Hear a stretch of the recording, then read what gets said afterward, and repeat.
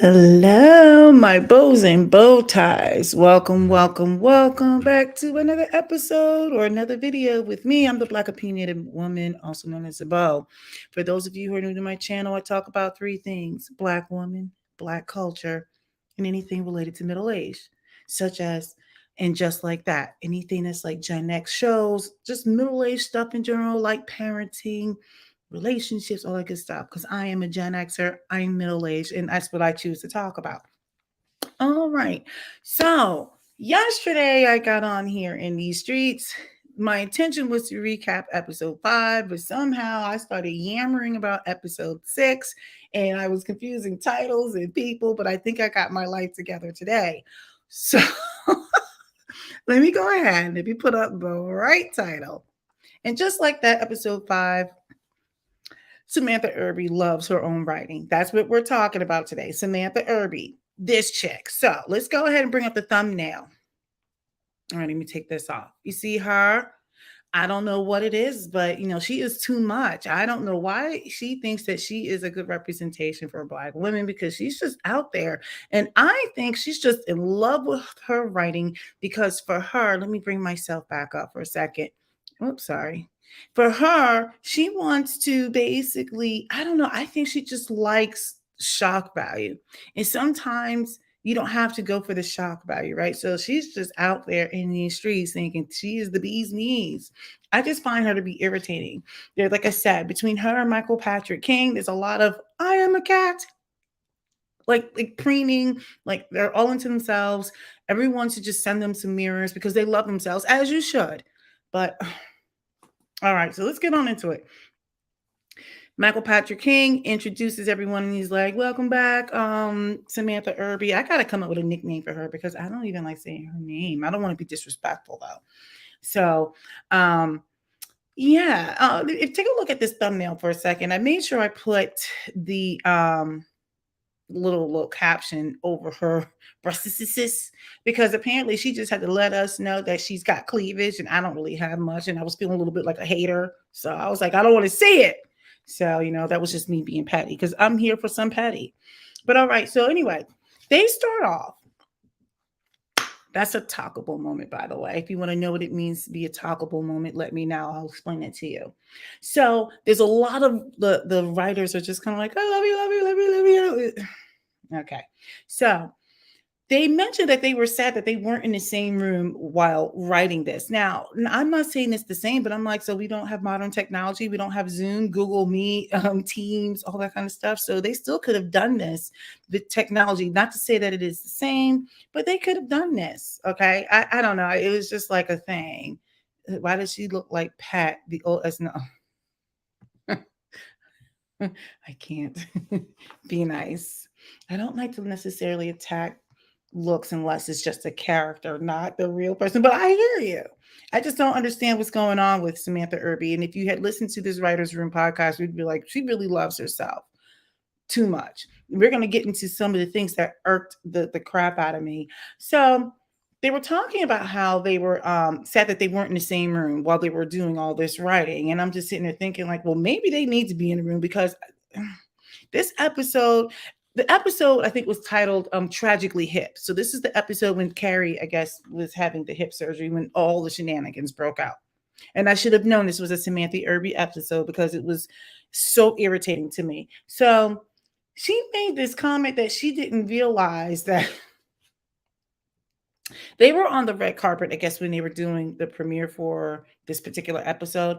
And Dingling Samantha Irby's like, I didn't realize that when we were on the red carpet that we were going to be taking pictures on the red carpet where people take pictures like actresses and actors and producers and everything. I didn't know we were going to be taking pictures. Now let me tell you something. I could have been like the water runner. I don't even know what those positions are called. Okay. If they said, hey, you're going to be on the red carpet. Let me tell you how I would be like all kinds of extra. I mean, like face would be beat, hair would be done with a little bit of girls I have up top would be pushed up. I would be all the way snatched. And I would probably float across the red carpet as if like, did you want to see me? Even if I am just the water runner or whatever, bus gal, bus boy, whatever.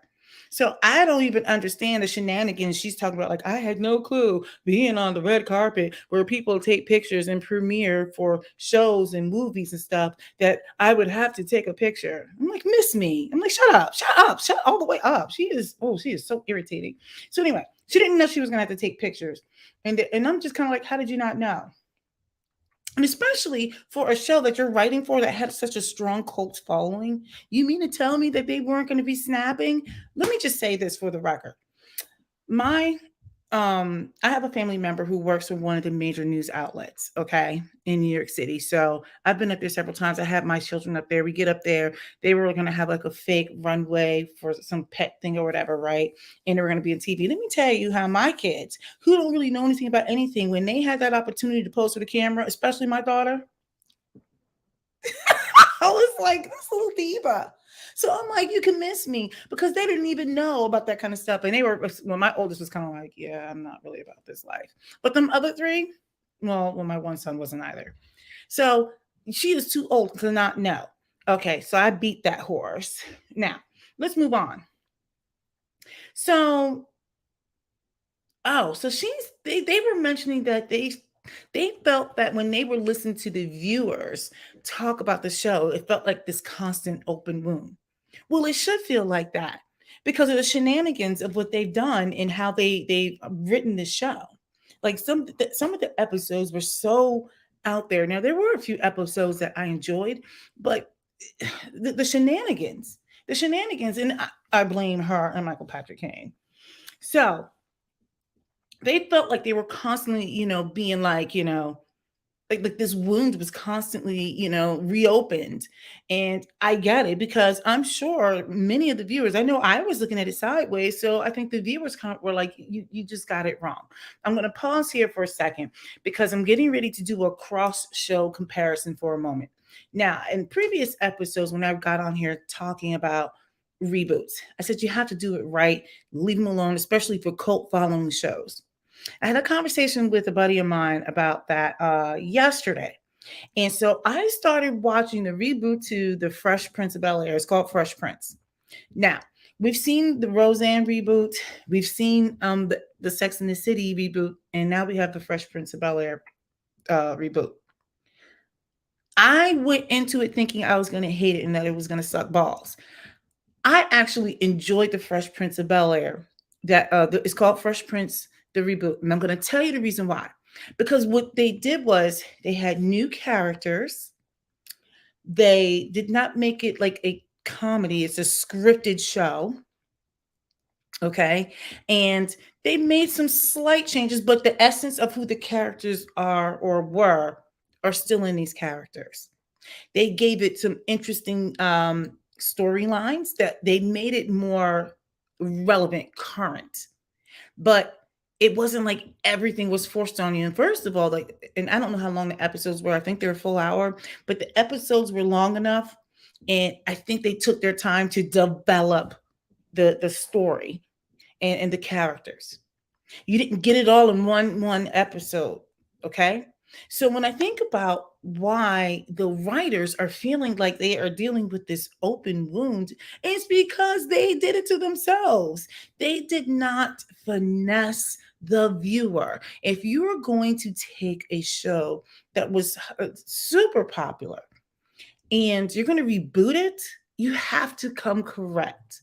You can't take the you can't take the characters and keep them in a time warp, like, I'm sorry, locked in time, like in formaldehyde or something, like a Charlotte. You can't do that. Like the one thing they did in Just Like That was they brought in new characters, but like I said, they didn't finesse the storyline. They gave us everything. They went from you're memorialized to now like everyone's conscious. And that's the reason why the viewers are like, you're doing too much. Okay. So let me just hold on. Let me make sure I put my situation up here. These are just my opinions. Everything is alleged or not true, or maybe true, and I don't know, but it's alleged. It's all alleged in my opinion. Okay. So that's the reason why I think they were feeling these body blows, right? They were getting bodied up as they should. Now, so Michael Patrick King says he finds that people were talking when people were talking about it, he said it was actually thrilling. Okay, that's fine. So I guess he's under the ilk like all press is good press. Like there's no such thing as bad press. Now he didn't use those words. That's why I have my little ticker up here.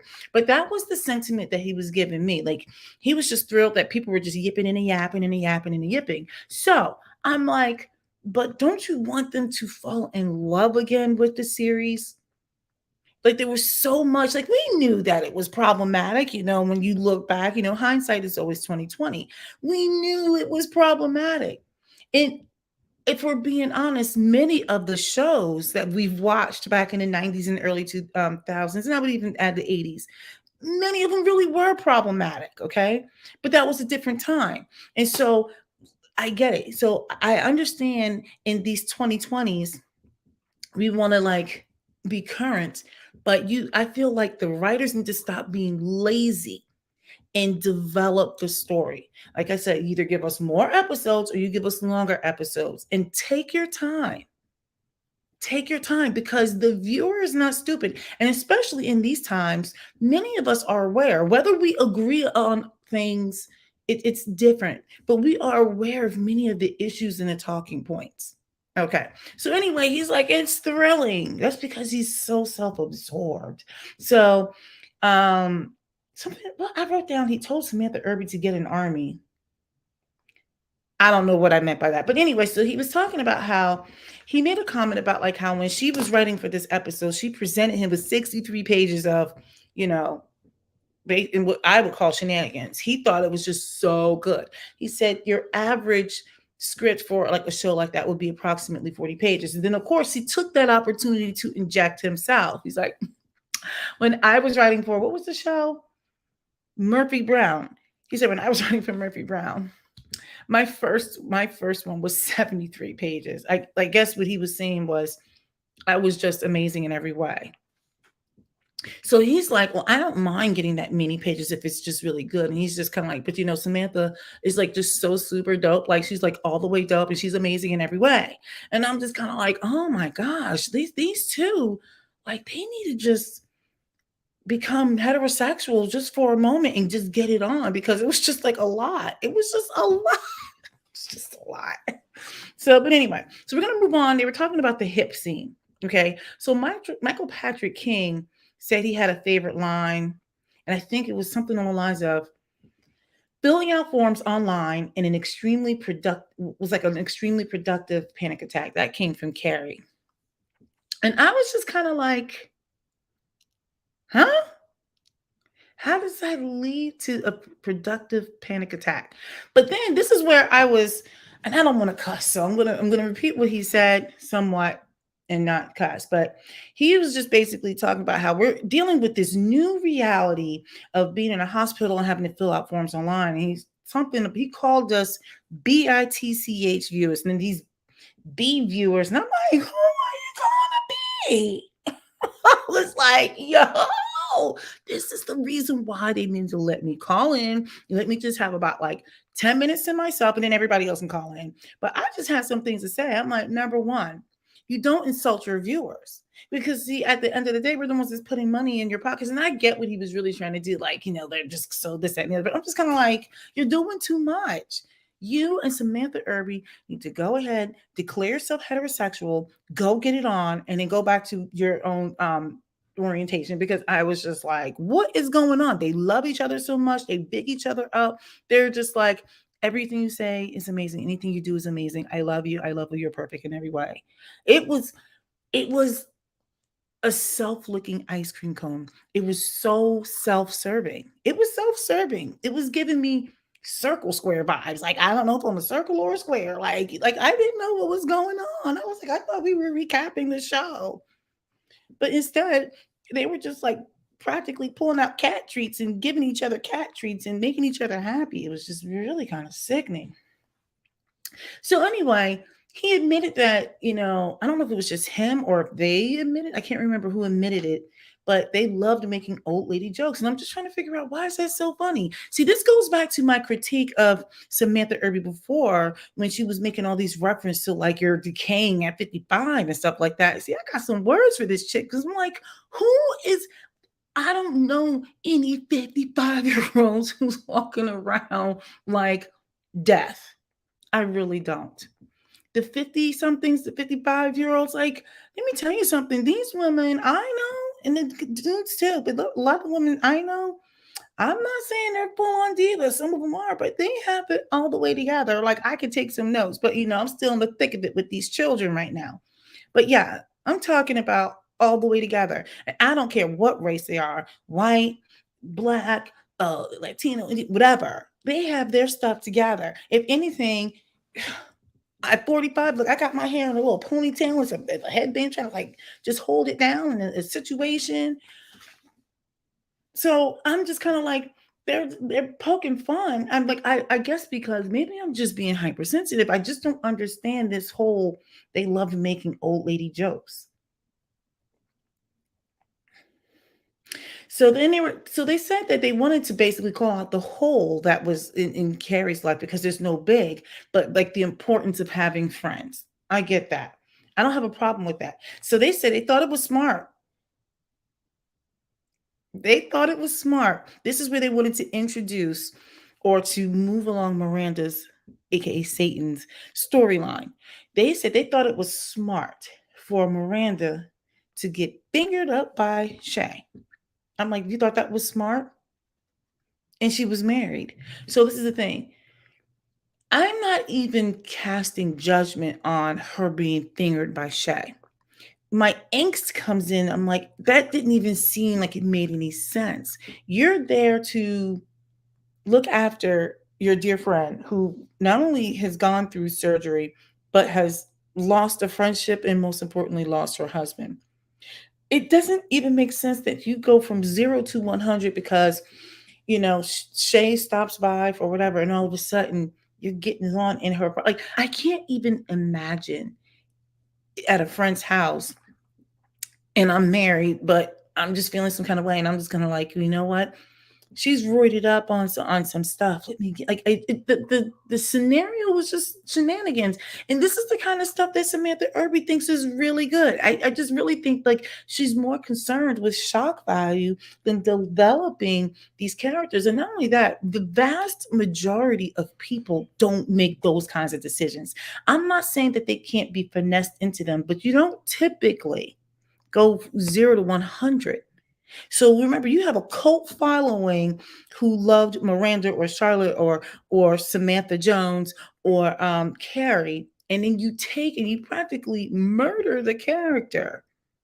Like the essence of who Miranda was, it was just kind of like, we don't know this. You didn't develop her into this new person. She just was like, here I am. It's kind of like showing up to New Orleans or someplace or Vegas, and now you're lifting your shirt and you're looking for beads, and you're like, peekaboo. Like, it was just kind of like, what is going on? I felt like, do I need to get some beads or something? Just tossing at this chick. It didn't make any sense that she's in Carrie's apartment getting fingered up and all this grunting and carrying on. I'm like, cut it out. Who sounds like they're dying? It's supposed to be pleasurable. I'm done. So anyway, apparently this is normal in Samantha Irby's world. So I wrote this down. Okay. They used the word they were talking about Miranda's Paleolithic orgasm. So I guess I was ahead of myself. To me, and they said, it was similar to either labor pains versus something that was titillating. And apparently she had multiple scenes, like she had multiple takes. I just kind of felt like they could have furthered their story along without giving us that scene, or at least not that soon. Like, I I don't know. I just felt like as the whole um series went on anyway. Now I know I'm jumping ahead, but I'm like, are we watching soft porn now? Like, what is going on? But I just felt like it didn't need it.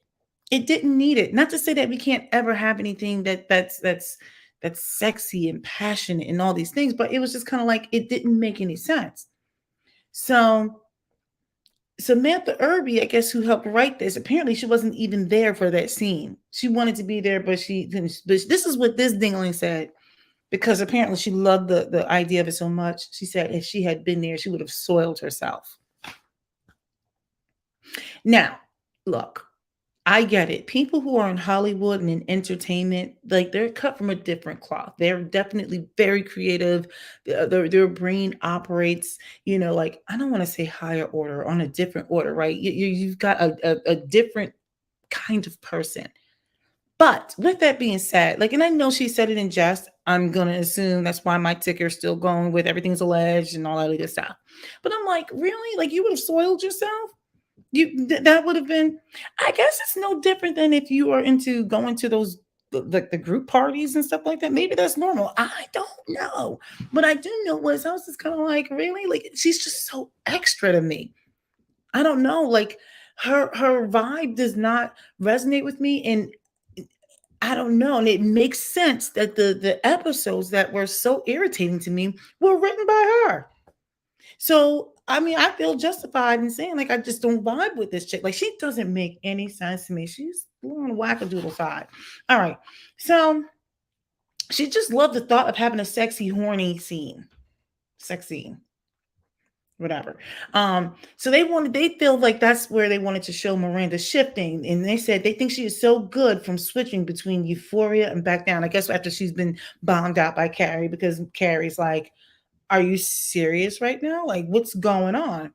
So they wanted to call out Miranda and her fake armor. Sorry, I'm looking over here at my notes. Miranda and her fake armor, because when Carrie's calling her out, like she went from like being fake, coming out of the bathroom, like, oh, how are you feeling? And by the way, I know I mentioned this during the actual episode, but I just feel like, what's going on? I just feel like I remember during that episode, I don't know why this stood out so much to me, but all this does is bring back memories to me. I just remember thinking, like, she went and sat her cheeks on this woman's toilet. Because, I'm paranoid about everybody's, hind parts and where they've been or not been. And if people's toilets are clean, my whole house is real paranoid about it. We all have our own bathrooms, and even my daughter is shady. Like, she wouldn't even use that porta potty in that episode where Charlotte and her daughter with the whole tampon gate. She'd be like, nope, I'll hold it, and I get it. Look, let me tell you, we're better off going out in nature than going in those things if we can swing it. But anyway, so she sat her cheeks on this woman's toilet and got up. I think she wiped herself. I don't know, but her cootie pandemic hands did not see near water or soap. And I'm like, you guys went through all that detail, but didn't think to tell her, I'm going to need you to hit that water, scrub until it hurts, because you just, I don't know what she did with her fingers or what was touched or anything else, but like you just had fluids and situations and you're down there wiping. So if you know, experienced the big I'm trying to figure out what I can say on this, platform, because I don't want, YouTube to, look at me like I have shenanigans going on. But if you just experienced euphoria, I'm sure there has been an exchange of fluids, and you are down in your special situation and you didn't wash your nasty hands and carry some. I'm like, Jack, I don't know why this still stands out to me, but that was nasty. Talkable moment. That wasn't even a good talk. There you go. Talkable moment. I'm like, that chick is nasty. So anyway, this is my thought on all this. When Carrie was calling out Miranda, I just thought that it was selfish for Miranda to put Carrie in that position. Why would you put her in that position where now she's got to check you? Like, she should be recovering. You will do some nonsense in her apartment. Now she knows that you're committing adultery on top of that. So now you're forcing a secret upon her that she didn't ask for. She didn't ask for that. And it's not fair. What kind of friend? So basically, Miranda stops thinking about everything due to, I guess, all the and the tequila she had. So they said that, well, that helped her open up. I'm like, I don't know. All right, so here comes Ding Dong Michael Patrick King. You ready for this? Sorry, you can't even see me. Should I take this off? Let me just put myself on here. Okay, got my legs crossed for this. He says he thinks that 90% of couples are like Miranda and Steve. So, me, I was like, clutch the pearls. 90% of couples are like Miranda and Steve. Now, he's proceeded to go on to talk about like well, actually, all the writers, I believe it was all the writers, they mentioned that they think most marriages are that way. I was like, is this how they see marriage? Now, let me just say for the record, I'm not saying that every day is like bunnies and rainbows with my husband, but and we have our little thing that we do in our relationships, little things that whatever it is that we do, right? Like, for example, because I know you guys really care that much. I don't watch Moonshiners that much because my husband loves that Moonshine, whatever that series is. But there's this one scene that for some reason is hilarious to me. So apparently they were doing some sort of compilation last night. And I don't care about the show, but my husband's like, here goes that scene. You like, it gave me full on hee haws. Full on hee haws. The situation blew up and something shot out. And he's like, you're gonna have to pay me 7,500 for my stuff that blowed up. It wasn't even like grammatically correct, but I couldn't stop laughing. Every marriage has their thing. The writers are sad. Yes, they are. So now they said they think that 90% of marriages are like this. And so I'm sitting here thinking, like, okay, either I am out of touch, okay, or they're out of touch. And surely it can't be me, right? Because I'm like, so then I was trying to think, like, what are they really trying to say? Because they later come out and they say something about marriage rituals. Now, I think every relationship has their thing that they do, whether it's how they eat, what they watch for TV, how they go to bed, whatever your ritual is. I can buy that. But to say that 90% of marriages are like Miranda and Steve, where it just seemed like they were just dead, I was like, that was my takeaway. And maybe I am not understanding, but I was just kind of like, you need some new writers because I don't see my relationship like that.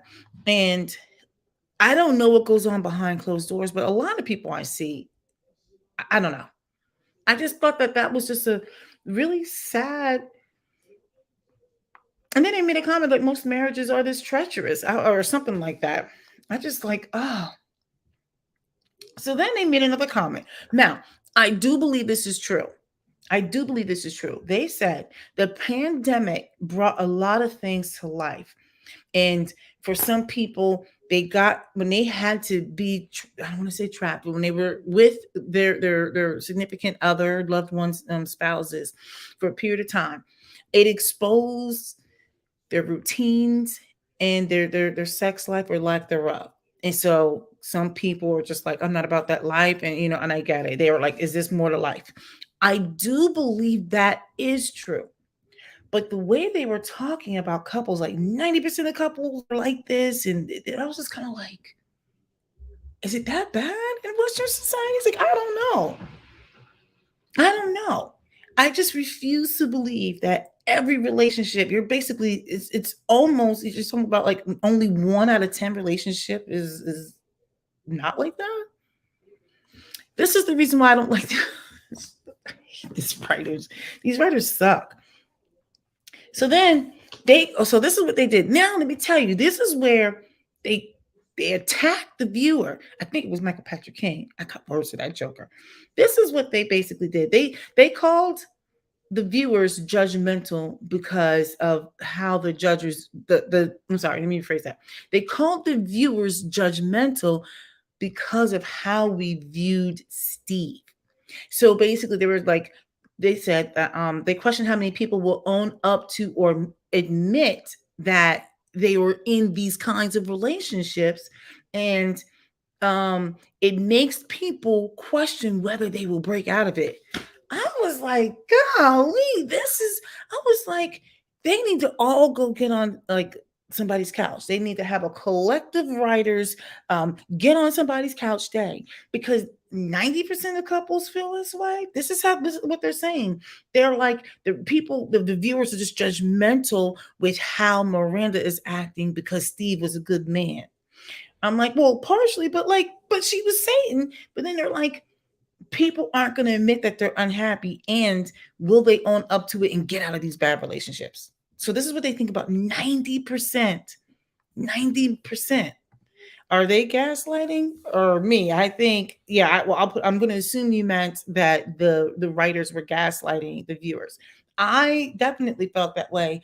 I'm telling you, we need to have a petition for me to call in because I need to get them all the way together. I'm like, I don't know who you have in your life. And part of that is because of, I think they're part of Hollywood and entertainment, right? So you're getting a different ilk of people anyway. They're cut from a different cloth. They have a completely different set of rules, and their notions of relationships are so skewed. You can turn on your television at any point in time and see any version of Hollywood and what they consider to be a relationship. Look at the dysfunction that's playing out in the media right now. Now, I don't like to talk about a ton of pop news, but I'm just going to bring this up. It's actually like right on time. Look at Kim and Kanye. I don't even care, but you got him full on stalking. She's weird. He's a freaking psycho stalker. Um, they the way they got together, Khloe Kardashian and this Tristan guy, and I don't know, like these relationships. I'm not saying regular everyday relationships aren't totally jacked up, but entertainment and Hollywood, their lives are not even. I don't know. I've never been famous, but their lives, from what I see, they're not real. I can't imagine having every time I walk out, I have no privacy. I can't imagine that all of my interactions and friendships, someone has to sign an NDA. I can't imagine not knowing if I confide in somebody that it's just for the like I don't know, like who do you trust? What kind of relationships are these writers in that they would say 90% of couples feel this way? What did they say? They said 90% of couples are like Steve and Miranda. They said that the question was how many people will own up to the fact that they are like that, and will people break out of it? I was like, holy cow. Yes, they are not based on anything. You're absolutely, this is my opinion. And I believe you're absolutely right. And they are fake. So I just felt like they were surrounding themselves with some people. If that's how you view relationships and you write that garbage, which is the reason why people were like, wait a second, like people couldn't wrap their head around the shenanigans. It didn't even make sense. This whole way that they wrote the episode was just bonkers. So, getting back to that, because I see a couple people joined on, let me just say this. Michael Patrick King and his writers, primarily Samantha Irby, who I need to start calling her she who shall not be named. They believe that 90% of the couples are like Steve and Miranda. This is what they said. 90%, you guys go back. Oh, I should have just played it so you could hear it. Go back and listen to episode 5. It's about maybe halfway through. They think that 90% of couples are like Steve and Miranda. They believe that most people are not going to own up to the fact that they're in these bad relationships, and the question is whether people are going to break out of it. I was like, wow, this is deep. This is the reason why Hollywood is crazy. They're taking all these uh, things that they shouldn't be taking and doing all these things. And um, I don't, there's so much I want to go into that, and I feel like it's taking me off topic. But to me, that stood out to me, and I was like, holy cow. I'm like 90%. All right, so let me move on. So they talked about being happy in marriages, like I don't know. I guess they were saying that they wanted to see Samantha. I'm sorry, I'm getting off topic, but they wanted to see not Samantha. I can't get Sam Irby out my head.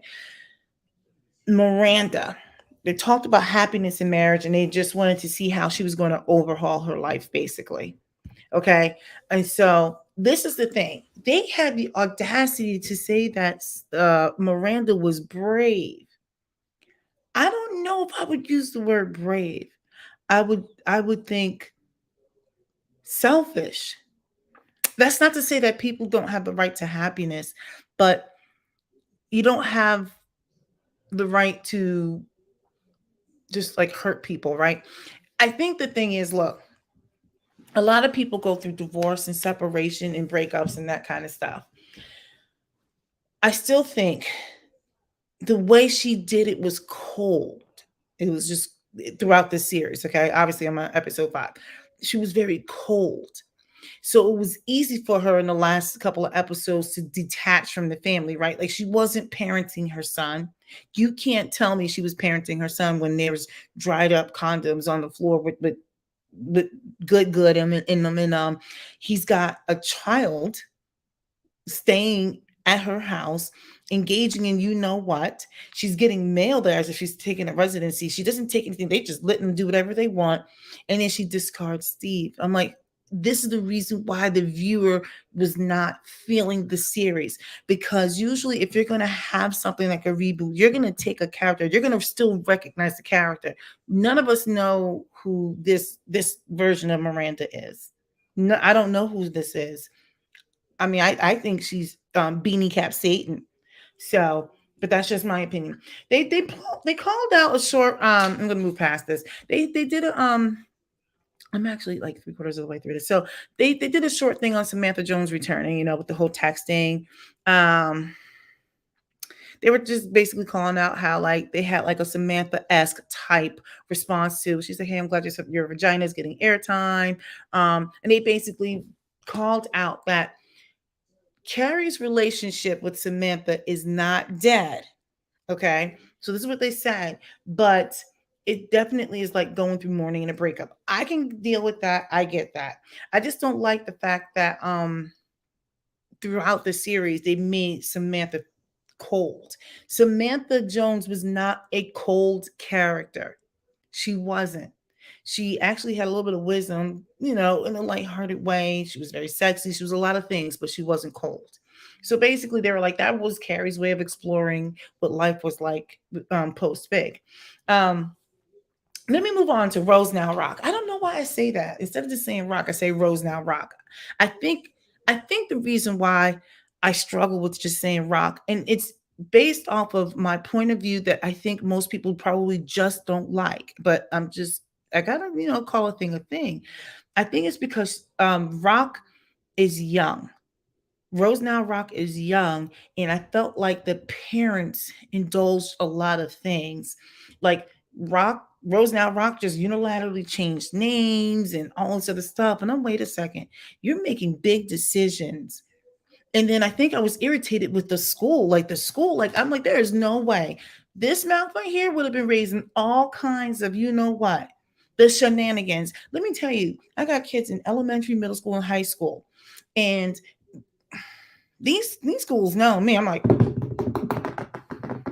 at one point I was writing letters to the school, to the county, to the newspaper. I'm like, no, we don't do shenanigans. There will be no shenanigans. Now, I'm not saying people should be like me because I can be kind of like a dog with a bone, right? Like if I get on to something, it's like it's hard to get it. I'm like, no, I want resolution. But what I will say is there's no way that a school is going to allow, like, it didn't even make sense. All these shenanigans to happen and they don't contact the parents. So I'm like, once again, this shock value. Samantha Irby, just move on. Charlotte has no idea about rock. Everyone was shocked about like that Charlotte didn't know about rock. Um, so this is the thing. I'm going to see if I wrote this correctly and I can get this right. Samantha Irby, the writer, made a comment that um, her wife, um, her wife's daughter sent a TikTok about being a lesbian. That's how she found out. And so I know I'm being judgmental, so I'm willing to take the body blows. It's hard keeping up with kids, right? Like you're not going to be able to keep up with their every waking second. But I think I'm probably overthinking what I wrote, but I'm going to say this again. Sam shared how her wife's daughter. See, already, hold on. Wait a minute. If you're married, see, you should be like, my stepdaughter. sent. Like, and I know there's nuance, but like my stepdaughter. So already this lets me know you shouldn't be talking about anything like this. You shouldn't be as far as writing stuff like that because you don't even see her as your daughter, but you want to write about parenting and stuff. Now I know another writer went through this, but Samantha Irby was talking about this when she says my wife's daughter. See, there was no claiming of the check, right? Like of the daughter. So I'm like, I don't need her even remotely chiming in on how to parent a child, let alone parenting a child who decided to go from Rose to now Rock. Miss me, Samantha Irby. Samantha, I need you to contact me. We need to have a chit chat. Just you and me, Samantha. We can sit down. Just you and me. I'm telling you right now, I'm going to be just a little bit shady, but we need to get some things answered because you're doing too much. You don't need to be talking about things that you don't even consider that chick your daughter. You said my wife's daughter. Already, I was throwing up boundaries. I'm like, nope, you don't get to talk. Now, the writer who's dealt with this type of thing, I can't remember if it was Julie. I think it was Julie Ruttenberg. I can't remember. She dealt with one of her children wanting to change genders. I may not necessarily agree with everything, but she can speak on it. But I kind of felt like, how are you writing this, Samantha Irby? I mean, you've got a she is so irritating. So anyway, Sam Irby's wife's daughter sent out a TikTok and be like, I guess I'm a lesbian now or whatever. And Michael Patrick King in his dingling self says he thinks it's smart how Rock, now the character in the show, um, did it. Just change the name. I do not like when people want to come out here and troll me. Block that user. All right.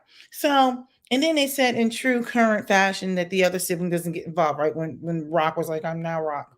So anyway, they did call out the one thing I like. They said that Helicopter Charlotte missed it. They pointed out like she was no longer perfect. I get it.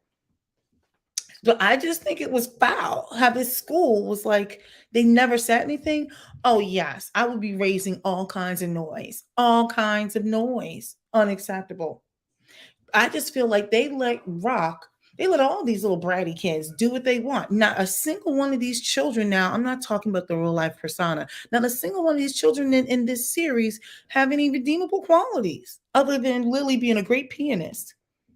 Not a single one of these children are likable. Oh, selfish Rock. So anyway, Charlotte misses that. She drops the ball. Michael Patrick King is like, I don't think that there was anything. I don't think any side was right or wrong in how the whole thing was handled. I'm just kind of like, I just want him to shut up. Just shut all the way up. Like he is so annoying to me. I'm getting there, people. This is all I have left in my notes from here. Oh, sorry. From here on down. That's it. All right. So look, Samantha Irby. She thinks Harry and Charlotte are good. She thinks their reaction, I'm like, I don't know why I'm whistling through my teeth. She thinks their reaction to Rose Now Rock is realistic. Is that realistic to you? That is not realistic. And I don't know if it's a cultural thing, but I don't really think this is a cultural thing. I'm going to be honest. You can't tell me most parents, if their child comes home and is like, I'm now going by Rock, they're going to be like, what? Most of them are going to be like, no, you're not. I mean, that's probably my first reaction, to be honest, if I'm calling a thing a thing. And a lot of people are not going to get honest about that. But you're going to be like, wait, where did you, why? What's going on? What's making you do these things? What's making you say these things?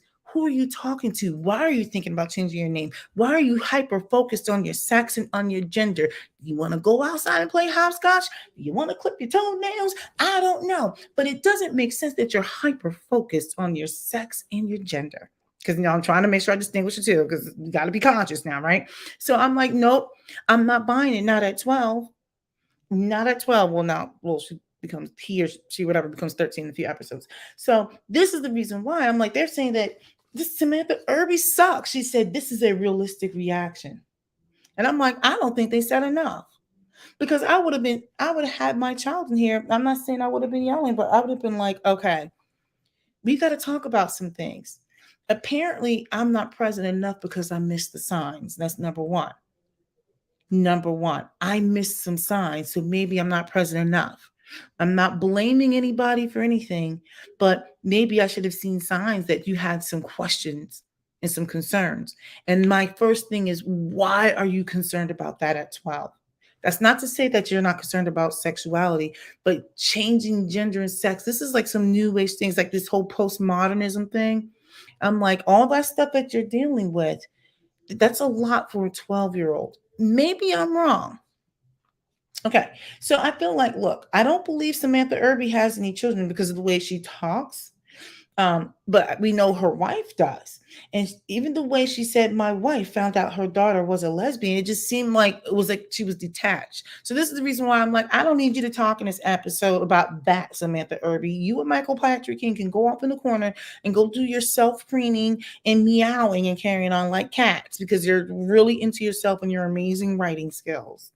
So I just kind of felt like I wrote, I'm allowed to be emotional, pissed, etc. Oh, as a parent. So she was basically saying that the way they handled it as parents was great. Um, I'm like, it's not. It's not great how they did it. I see you, Derek M. Thank you. um, I thought that was not great. You cannot tell me. And I'm like, and all these parents out here, let me tell you something. This is the reason why the kids are going crazy because not enough parents are saying no. And not enough parents saying, hey, look, if these are things that you're thinking about, this is what I will give to you. This is what I would tell you. And I said it in a previous episode.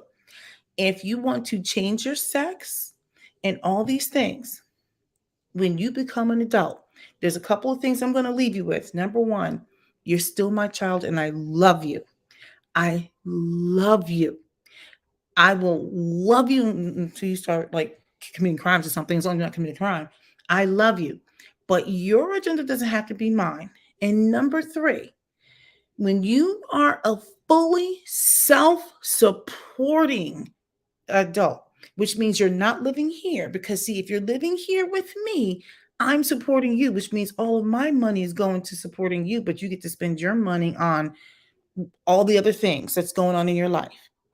When you are a fully self supporting person, you can take all the hormones you want, you can have all the surgeries you want. I will always love you. It's not for me to understand. I'm probably going to look at you sideways for a while because that is my reality. And I am also allowed to feel the way I feel. But what I can't do at 12 is co sign that with a child. I'm not indulging. And for people who don't like what I'm saying, it is okay. But I'm telling my truth. That is crazy. That is crazy. So anyway, Samantha Irby, this chick. All right, I've got like two more bullets. They wanted to talk about something about the pink hat, and it didn't resonate with me. They made a big deal about Carrie wearing a pink hat. Okay, next one. So this is the thing.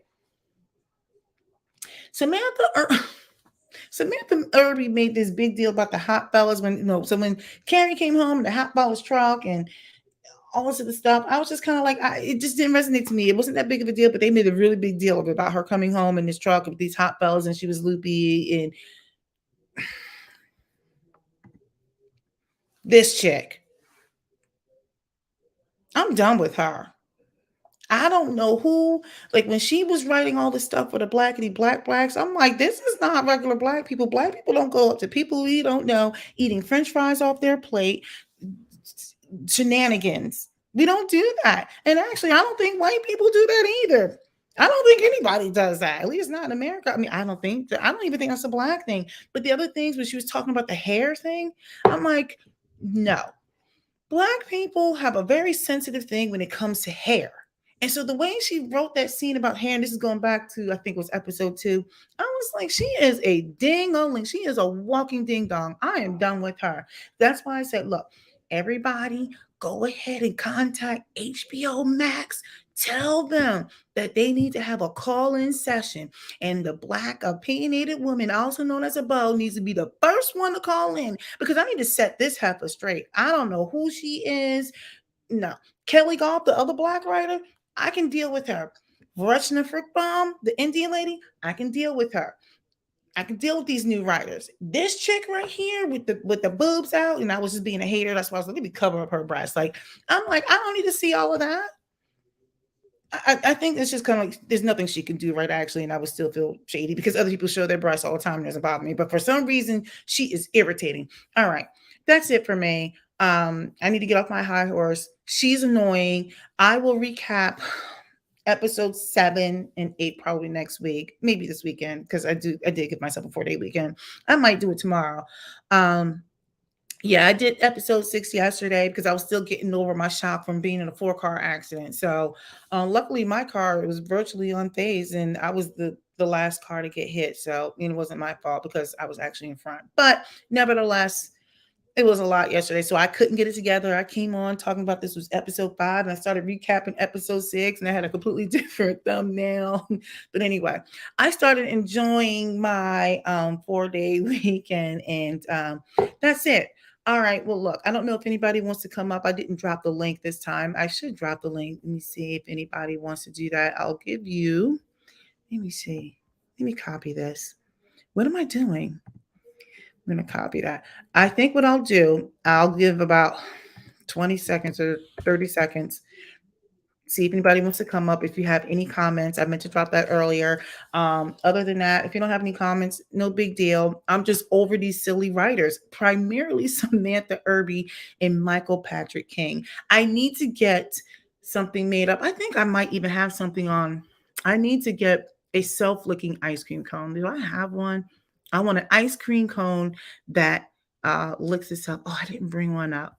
I need to get a self-licking ice cream cone. So every single time that they're talking, I just have that thing that just plays and runs across my screen. All right. I'm going to assume no one wants to come up. All right. Well, look, I'm done. I hope you guys have a good evening. I'm going to enjoy myself. Um, and that's pretty much it. So, okay, Black opinionated woman out.